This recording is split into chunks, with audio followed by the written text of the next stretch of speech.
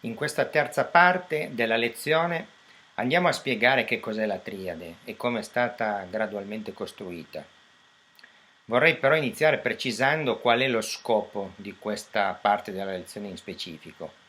Capire a livello tecnico che cos'è la triade richiede anni di studio e di preparazione. Non è questo che ci interessa quindi in questo contesto. Il fatto è che l'ecosistema divino della Terra di oggi è completamente diverso da ciò che esisteva prima di questa operazione. Siamo da poco entrati nella nuova era d'Acquario, che si presume sia l'epoca del risveglio umano. Bene, gli dei che operano in questa nuova era su questo mondo sono la triade, per cui se vogliamo capire a livello spirituale che cosa succederà nel prossimo futuro, dobbiamo capire almeno a grandi linee che cos'è la triade e come si muove rispetto al pianeta e all'evoluzione umana. Nei tanti corsi di fisica spirituale che ho tenuto in questi anni, per spiegare questo concetto ho sempre fatto questo tipo di esempio. Ho chiesto cioè alle persone di pensare alle varie divinità come fossero delle centrali a energia nucleare. Con questo esempio volevo trasmettere da un lato la potenza che gli dei possono esprimere, energia nucleare, dall'altro la necessità di avere in queste centrali, cioè i templi, degli adeguati sistemi di sicurezza, al fine di evitare incidenti che potrebbero essere appunto molto pericolosi, come nel caso delle centrali nucleari, appunto.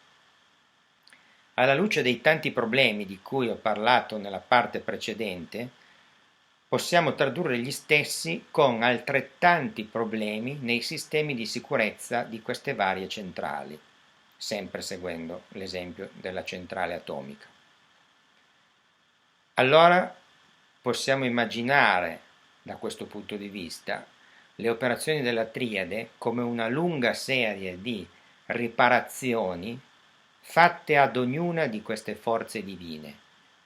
Bisogna precisare che non parliamo solo delle divinità che sono contemplate nel presente, ma anche di tutte quelle che la storia conosciuta ha documentato.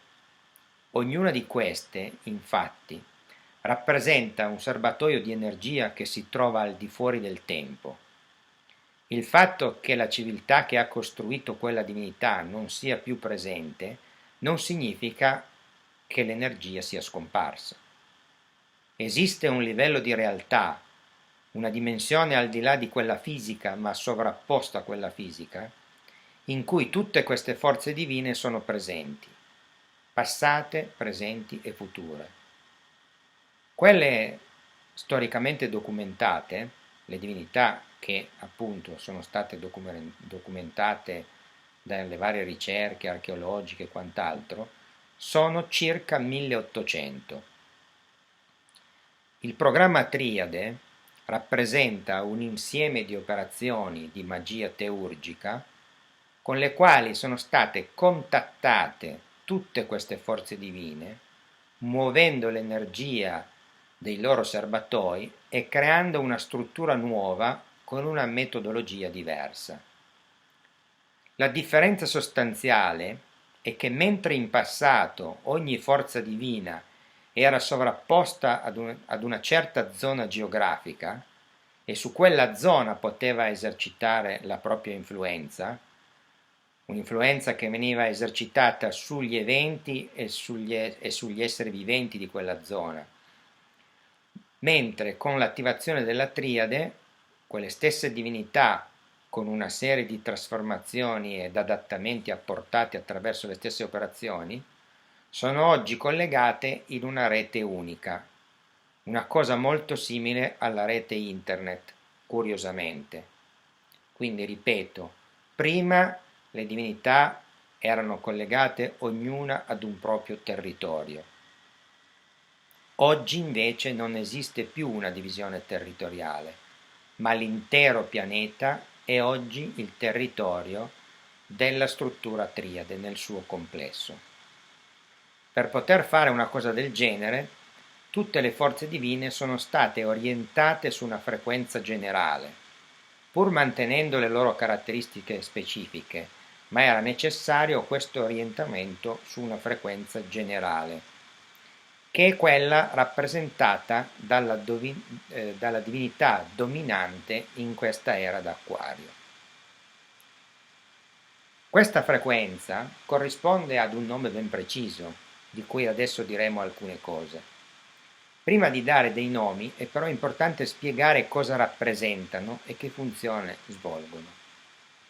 Ognuno di questi nomi rappresenta una sorta di codice con il quale si accede a un serbatoio nel quale c'è appunto un'energia divina. Quando ci troviamo a che fare ad esempio con il nome Zeus, dobbiamo pensarlo in questa chiave. Si tratta di un codice di accesso ad un certo serbatoio di energia divina. Questo serbatoio è stato generato ad esempio dalla civiltà greca, ma questa oggi non esiste più, quindi Zeus non è da pensare come la divinità greca dei miti, perché per essere attivo all'interno della triade si deve adattare a quello che è il tempo presente. Dentro il suo serbatoio, però, è in effetti depositata anche tutta la conoscenza della civiltà che lo ha generato e in cui si è sviluppata. Ecco, spero di aver fatto capire con quest'ultimo concetto la preziosità di avere ricollegato queste antiche divinità al tempo presente attraverso l'operazione triade. In altre parole, anche se tutte le grandi civiltà del passato non ci sono più, attraverso il collegamento delle loro forze divine al tempo presente, e questo avviene attraverso la triade, è come se potessimo riversare nel nostro tempo presente la ricchezza e le conoscenze, le tradizioni e la cultura che queste civiltà hanno appunto accumulato. E questo è uno degli effetti che dovrebbe nel tempo produrre la triade, orientando appunto gli eventi umani in questo tipo di direzione. Spingersi più a fondo in questo tema è sicuramente arduo per i non addetti ai lavori, per cui non la faremo. È importante però capire lo schema di base della triade. Si chiama così perché la nuova grande struttura è suddivisa in 3 serbatoi principali. Ognuno di questi 3 serbatoi è rappresentato da una frequenza precisa, cioè un nome. Nello schema abbiamo una divinità che rappresenta il pianeta nel suo insieme. Questa funzione risponde al nome frequenza Pan e questo nome frequenza rappresenta anche il principio maschile. Una seconda divinità rappresenta invece il principio femminile ed è collegato ai mari, alle emozioni, ai sentimenti e alla luna. Il nome frequenza è Bastet, ma viene anche chiamata a livello più generico dea del mare. Un terzo serbatoio, che in questo caso è androgino come funzione, è collegato al Sole, è rappresentato dal nome frequenza Horus. Questo nome rappresenta anche la frequenza generale di tutta la triade ed è quindi la divinità che è stata identificata già parecchio tempo fa come quella che sarebbe diventata dominante nell'era d'Acquario. Horus rappresenta anche un principio cosmico, mentre Pan e la dea sono legati al pianeta. Il significato di Horus come divinità cosmica identifica anche il fatto che la Terra, il nostro pianeta, nel momento nel quale riuscisse a liberarsi dal virus nemico, potrebbe essere reinserito nella federazione stellare. Horus è quindi anche il punto di collegamento con ciò che si trova al di fuori della Terra, e cioè questa federazione di pianeti liberati. Questi nomi sono punti di riferimento e di controllo, ma attenzione bene, non significa assolutamente che bisogna rivolgersi a questi dei e fondare una nuova religione in loro nome. La triade è stata concepita in modo da poter permettere il collegamento ad essa attraverso uno qualunque delle migliaia di nomi che ne fanno parte, proprio nel rispetto di qualunque tipo di approccio alla spiritualità, purché equilibrato. La triade quindi rappresenta solamente una specie di serra in cui la nostra anima, come fosse una piantina che viene seminata, ha maggiori probabilità di crescere sana e protetta. Come abbiamo già detto anche in precedenza, l'approccio alla spiritualità può anche essere completamente laico e non prevedere nessun Dio. Non c'è assolutamente nessun problema in questo. Semplicemente, per chi vuole avere degli strumenti di conoscenza in più e sapere che cosa accade nella dimensione divina, questo è quello che accade. Il sistema di oggi si chiama triade ed è basato e gestito attraverso queste tre forze divine principali.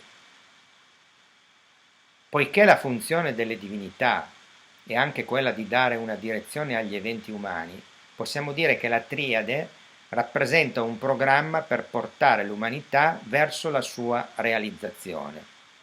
Cosa significa realizzarsi?